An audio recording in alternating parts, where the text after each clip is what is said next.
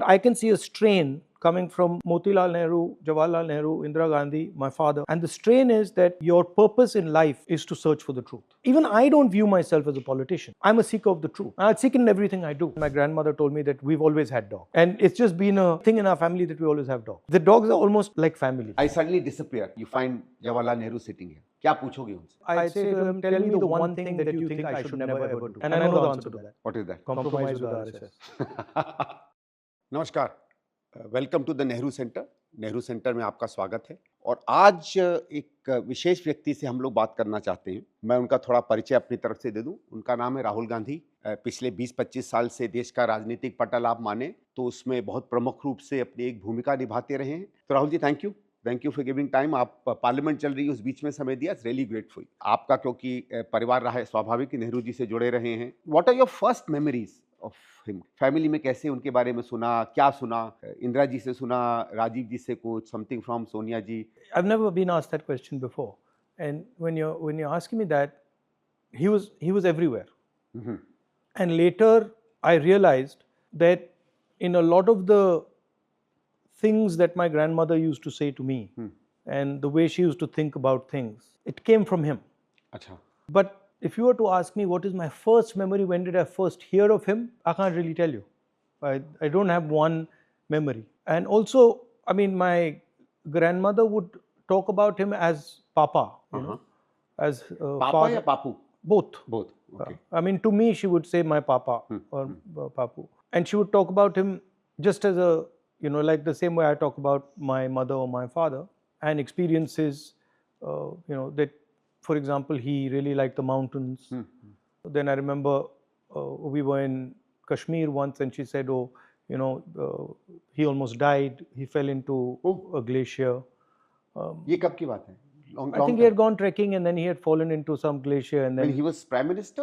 no, much before. Much before. Yeah. So that story I remember, but I can't place which was the first time I heard of him. Also, the other thing that's underestimated, that the sense I got is that Jawaharlal Nehru was fundamentally shaped by his father. So his father also had a very important role in who he was and what he became. Underestimated role. Motilal ji. Yeah, Motilal ji. And his father was a very particular type of person. When you know, when Gandhiji was thrown out of the train in England, so my great grandfather and his cousins decided that they would go to the railway station, Allahabad railway station, and throw some Britishers out of first class. अच्छा. Yeah.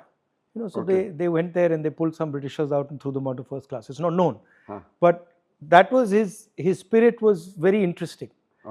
He was a very unconventional person, you know, and he shaped, it's very clear to me that he shaped my great grandfather. This idea that is very deep in my family, that politics is actually about truth, and that the idea of having an image of you, a public image of you, is a fundamentally flawed idea. No matter how beneficial it might be, it's a fundamentally flawed idea. That is the central idea that Gandhiji, of course, completely lived by and took. And parallelly, Jawaharlal Nehru was also doing that. You know, I mean, I in his autobiography, I think, or one of his books, he writes that, you know, one of the things that's made me happiest in my life is that I've always had the courage to tell the truth. Yes, You know? yes. He says that. I've So said it is this idea that, to me, is actually Nehru. Rahul ji, another thing, now that you've been telling me this, and I think it's एक बड़ा इलाका खुलता है। जैसे जैसे आप बड़े हुए, कैसे कैसे ये कहानियाँ which came from more of a personal side of Indira ji, Pandit ji and others, और स्वाभाविक है कि since they were all political people and came through a great tumultuous period, you know, politics must have been as much a part of their life as anything else. How did you come to start knowing, say, the political Nehru, the political Motilal? वो transition कभी family में हुआ या कभी बातचीत में हुआ? There was no political Nehru. Okay. There was no political Indira Gandhi. They viewed the world as completely connected. So they did not view themselves as being politicians. If you were to ask me how they viewed themselves, all of them. I never met my great grandfather. I never met Motilal ji. but I can see a strain coming from Motilal Nehru, Jawaharlal Nehru, Indira Gandhi, my father. And the strain is that your purpose in life is to search for the truth. And that's really how you view yourself. No matter what you do, that's the frame. My grandmother did not view herself as a politician. I would, if you were to ask me, she viewed herself as somebody who was living their life and had multiple things that they were doing. And the idea that, I mean, there's no way you can take a Jawaharlal Nehru and encompass him by politics, right? Because my immediate response to you would be, okay, what about author? What about prisoner? What about resistor? What about, friend? So even I don't view myself as a politician. I mean, other people say you're a politician, but no, I'm a seeker of the truth. I seek in everything I do, right? And I think that's a much better frame to understand them. The other thing that, other strain that is there, and again, it was there in my father, it was there in my grandmother, and it was there in my great-grandfather, which is that they're not interested in what you think of them. They're not interested in what you will think of them. They're interested in action. They're interested in, I'm doing this now. And this is correct for me to do now. I'm not incentivized by what you will think of me 20 years from today or 30 years from today. So that other strain, right, that you're searching for your truth, which is why Mahatma Gandhi became such a big part of my great-grandfather's life, because it was a collective journey with Mahatma Gandhi as sort of, in the Indian tradition, as the guru, as the guide. But these two strains I see very clearly, that they don't really care what people will think of them. They will not be, they're not acting because people think they should act like that, never. They're acting because this is what we think is true. Now, they might come to what is true by listening to people. ठीक बात है. मतलब वो सच कहाँ से आएगा, वो जनता से आएगा. खुले दिमाग के खुले दिल के लोग. हाँ, right? I think ये अच्छा हुआ, because lot of things about Pandit ji also, and later on Indira ji also, although suddenly start opening up in front of me. जैसे I think the bravery, the bravado, the honestness in many of Nehru ji's letters. आजकल अगर आप देखें, I don't want to compare him with anybody. I don't think Nehru is really comparable. But करें तो कहीं वो नहीं मिलता है. I think the kind of way in which he said things which he wanted to, even confront people, even with his very, very close friends. For example, much of that is made out between Patel and Nehru is because they opened up their hearts to each other, and I think they were much more honest than many of us would ever dare to be. I mean, a lot of that opens up a very new line into thinking about Nehru. Patel and Nehru, they were friends, and they were great friends, but they had disagreements on direction. And that's perfectly fine. That's perfectly fine. I mean, even Mahatma Gandhi and Nehru had some differences on direction. But these two strains, I clearly see, and I see them in myself also. They are damaging also politically in today's context. कैसे? Because आजकल लोग सच्चाई नहीं सुनना चाहते. But somebody has to tell it. As a politician, if you frame it that way, it's easier to say, भाई आप ये सुनना चाहते हो, बता देता हूँ. But my soul doesn't let me do it. I just can't. And I'm like, okay, I'll take the hit. I'm happy to take the hit. But I'm not going to veer off from the truth because you want me to. It's like ek prakar ki, I don't know what it is. Pandit Nehru did both during the freedom movement and as Prime Minister. He did a lot of things that conventionally anybody who's a normal politician would not have dared to do. His work on the way he looked at inequality, his work on tenancy reform, his work on zamindari, his work on economic policy, his work, the way he restructured the whole of India. And I mean, he did some outstanding and absolutely remarkable work, in spite of whatever people, go around saying. And I think that's why he was always much more of a statesman than anything else. How is it he was able to finally, get a country that comes out of colonialism, that's much more I wouldn't say backward looking, but say much more traditional at that point. We've always been a very, very religious society. No, superstitions have always been there. How is it that, because you're saying that, today you said sometimes वो सच्चाई शायद लोगों में ना उस तरीके से जा पाए, and as you said कि you also sometimes feel कि उसका एक backlash आता है या political success नहीं आता. How is it that somebody like him was able to do that, and perhaps is it because India as a society, as a voters, we've changed slightly, या थोड़ा माहौल कुछ वैसा है? I mean, where do you peg it? Because आप तो इतना घूमते हो ना, आप connect करते हो लोगों से. We were in a much harder situation in 1935 than we are today. We were ruled by the British. The large mass of India was ruled by the British. It was a partnership between the British and the Maharajas, between the Maharajas' bureaucracy, between the Maharajas' armies, between the Maharajas' business system and the British. And the Indian people were completely squeezed. In some ways similar as to what's going on today with Adani, Ambani and stuff. But we were much more courageous at that time than we are today. Today what is missing is, certainly at the leadership level and also overall, people are scared, right? And these people were not scared.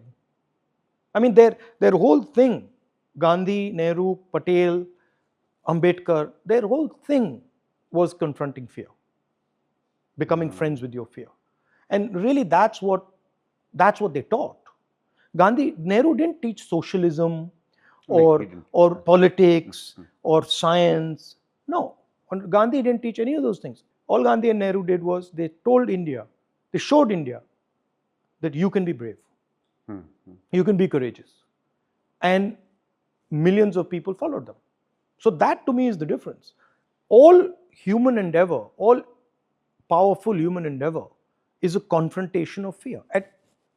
Whether you're a scientist or you're an engineer, whatever you are, if you're doing something well, what you're actually doing is confronting your fear. You're saying, okay, these gentlemen are fighting the British Empire. That is scary. That is scary. I mean, that's a very scary thing. They are going to jail, they are being beaten up. They can be killed. If the British Empire wanted to kill Mahatma Gandhi or wanted to kill Nehru, it was like it was like that. So you are sitting there facing death. That's why these people arise. Also, Rahulji, it takes far greater strength for passive, non-violent resistance than any other. I think non-violent resistance is, you need to be probably the bravest. Samne banduk ho, lat ho, and all that you are raising is your moral unity. And it's very difficult. If you want to do non-violence resistance, then truth is your only weapon. Truth is your. It's that Arjun story, that no matter what you did to Nehru, Mahatma Gandhi, Ambedkar, no matter what you did to them, they were not budging from the truth. That's why they became who they became. So Nehru's the idea of resistance and clarity about the truth and bravery. That's what it is. Sir, also, let me ask you one question, and whether you also got some idea from Indiraji from this. At the time of Nehru, he was one among stalwarts. I mean, as you say, probably any one of them could have become India's Prime Minister. The others were great stalwarts themselves, okay?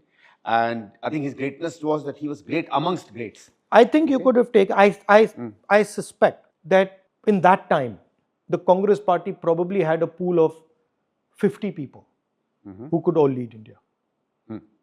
Many of them we know, certainly Mahatma Gandhi, Jawaharlal Nehru, Patel, Bose, many of them we don't know. Yeah.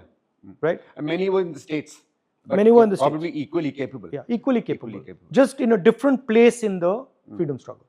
But what the freedom struggle was doing, freedom struggle was like sandpaper. Like sandpaper. Yeah. So it was just removing everything that was not truthful. If you're fighting the British and you have a single lie, they'll get you. Like today, if you're fighting the BJP and you have anything to hide, you've been corrupt or you've got anything to hide, you're finished. So what protects you in an environment when there is oppression? The truth.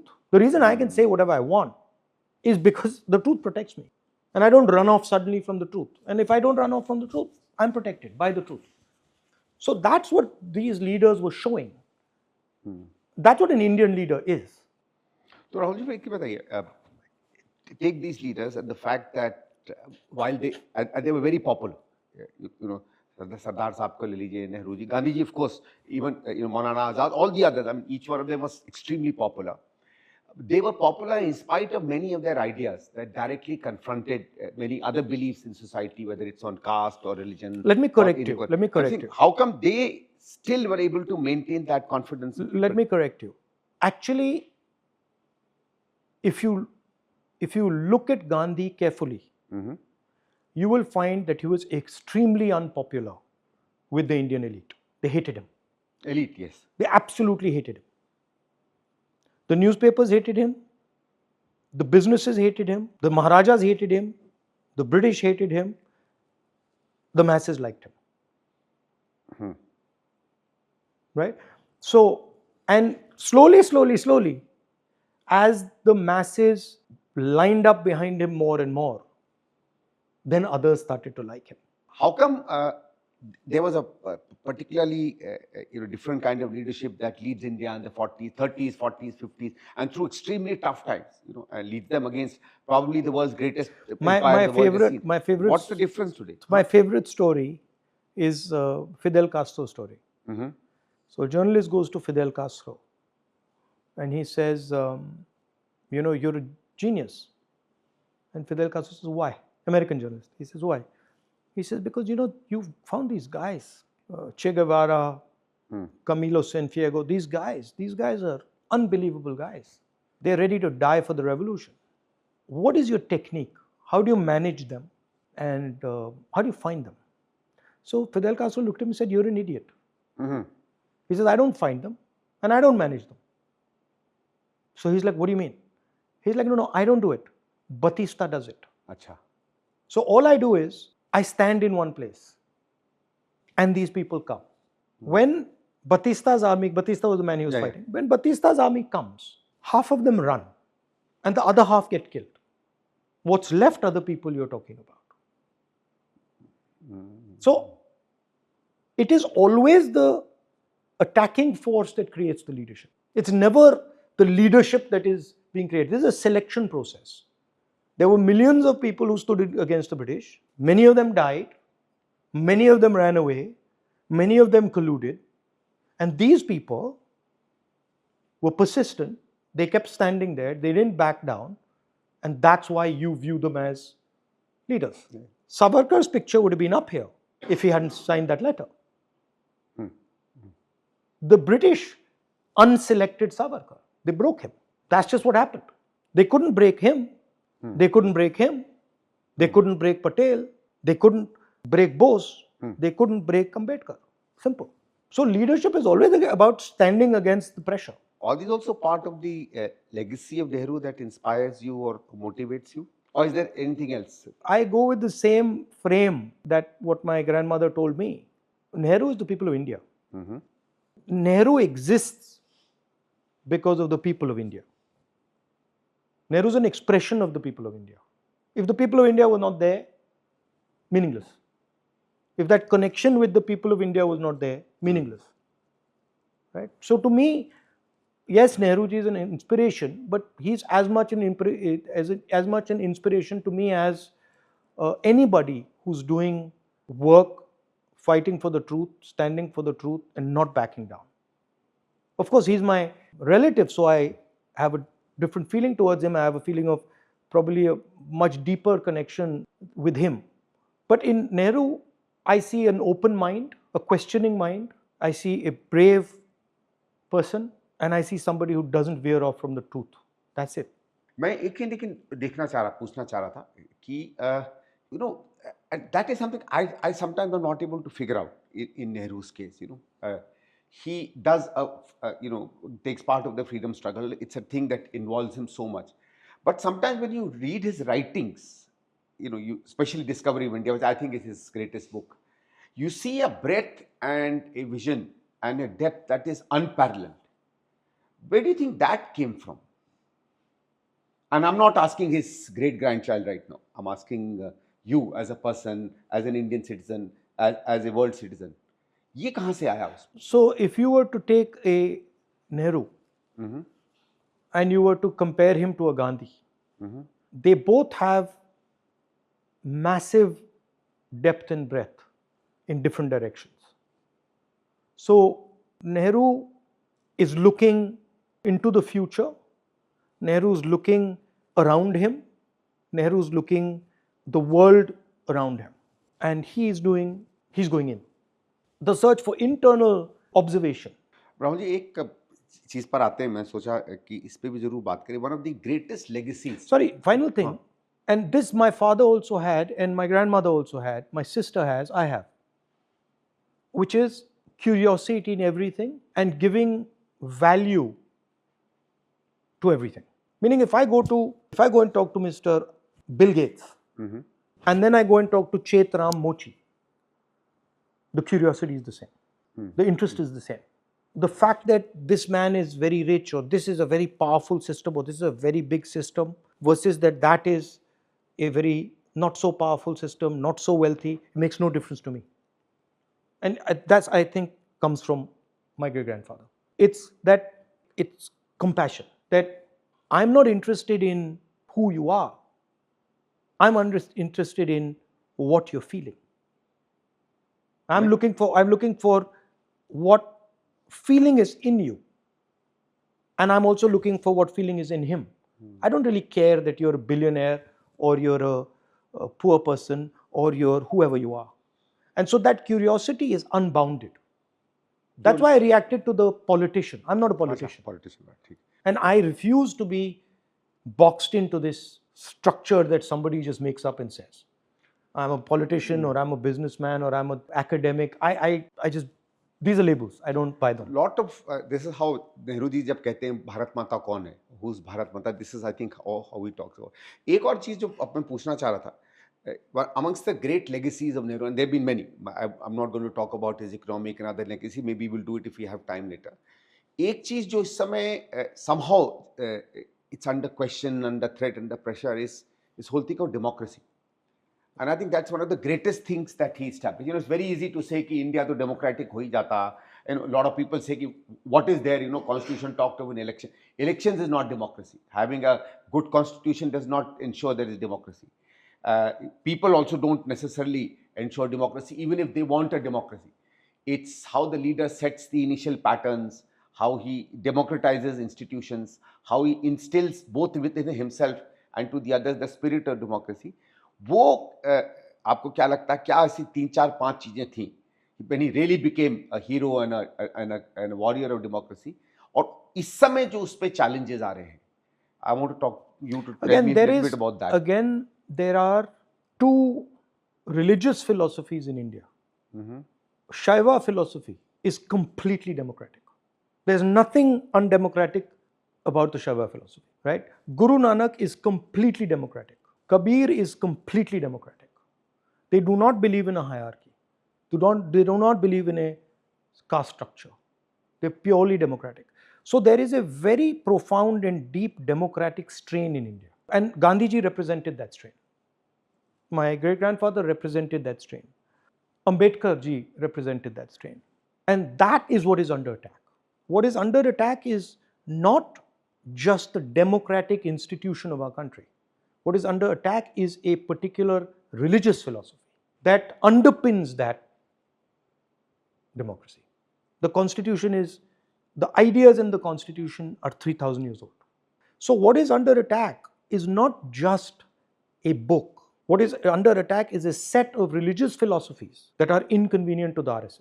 And that is what Gandhi used to defend, and that's why he died. So what you're saying in the, that Nehru was as much somebody who imbibed or great believer in the great intellectual and philosophical traditions of the 17th and 18th centuries, as much as in the India that you No, have. what I'm saying is that, I'm saying something different. I'm saying that Nehru is much, much closer to an Indian philosophy than he is to any Western idea. Correct. But he's open to Western ideas. So he's open to science.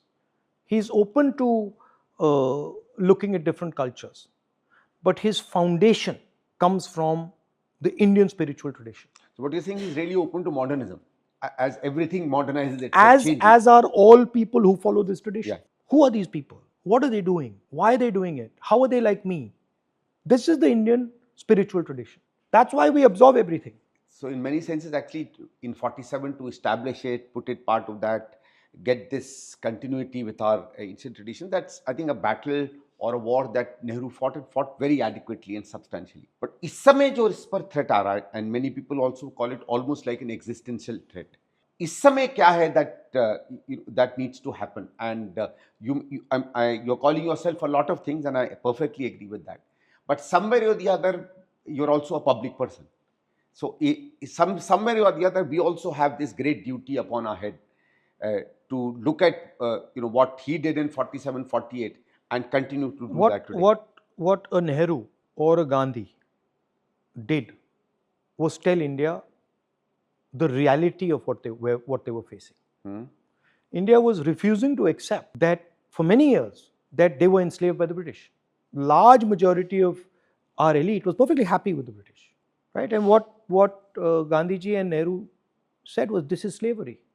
You will never be successful under the British. So in a sense, they awakened India and made India look at the truth.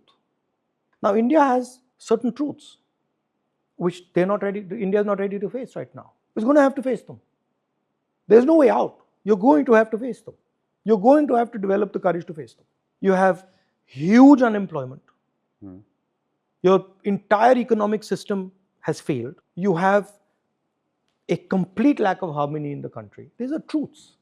And these things are damaging. They're damaging for the future of India. So certain people have to stand for the truth and say, this is it.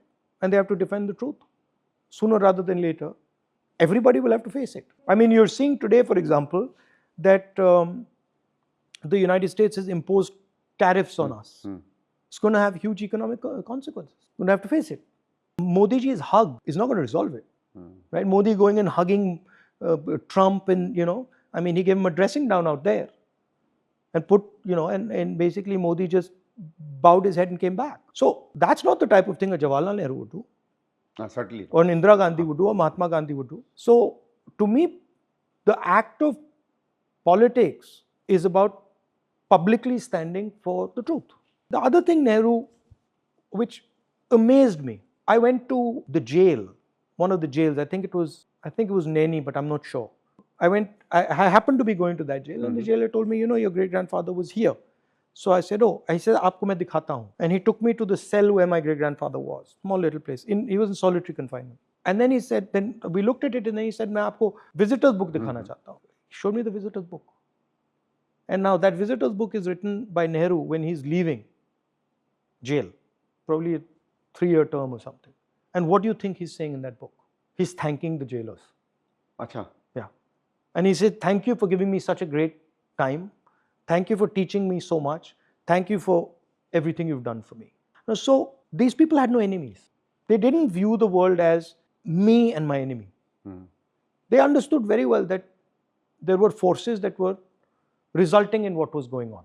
And what you had to fight was the forces. मैं कह रहा हूँ दो एक चीजें जो नेहरू जी के बारे में lot of people know, a lot of people don't, is that there are many shades to his personal life. I think 2 things that stand out. One is his pets, and I think that's something which is in part of your family's tradition. Indira ji के पास रहे हैं, आपके पास रहे हैं. Tell us a little bit about that from Nehru's time to yours. Now that you say it, one of the first times I heard about my great grandfather was when my grandmother told me that we've always had dogs. Acha.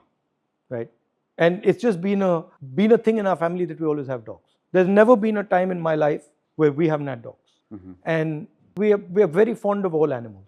Going to the forest, seeing wildlife. My mother does bird watching in her garden. She knows all the birds, all the plants. So that curiosity has been there. The dogs are almost like family. Have you kept pets Yeah, other than dogs? Pets other than dogs. We had a parrot, cat we had, rabbits we had once. Okay, and any traditions of food and all that come from Panditji's time, or from your family traditions in your? Yeah. At lunch we always have desi food, Kashmiri food. अच्छा often. Yeah. अच्छा So dum aloo, khatte aloo, kofta, some types of bhindi. There's a bunch of things that my mother does.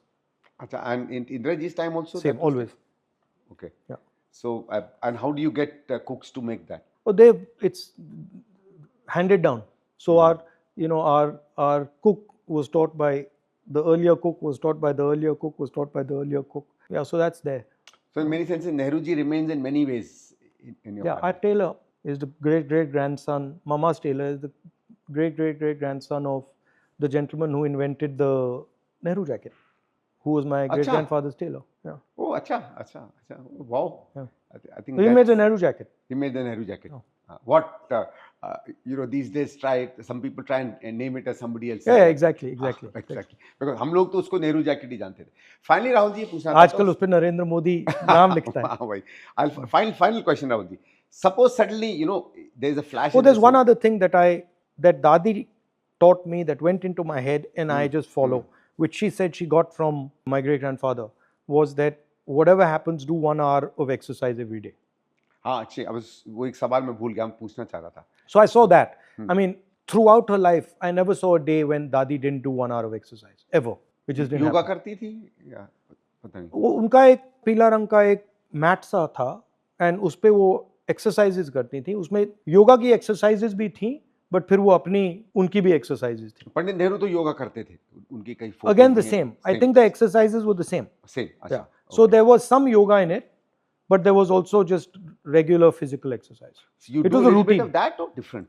No, mine. I mean, I never actually listed what she used to do, and I never really knew what the full routine was. But I do my own. I do judo and I do other stuff. Okay, now you have to answer this last question. Suppose I suddenly disappear and you find Jawaharlal Nehru sitting here. क्या पूछोगे उनसे? आपको 5 minute मिलते हैं उनसे बात करने में. क्या बात करोगे? I'd say to him, tell me the one thing that you think I should never ever do. Okay. और And I know the answer to that. what is that? Compromise with the RSS. ठीक है. I think it's been really great and thank you on behalf of the Thank you, Nehru thank you. Center.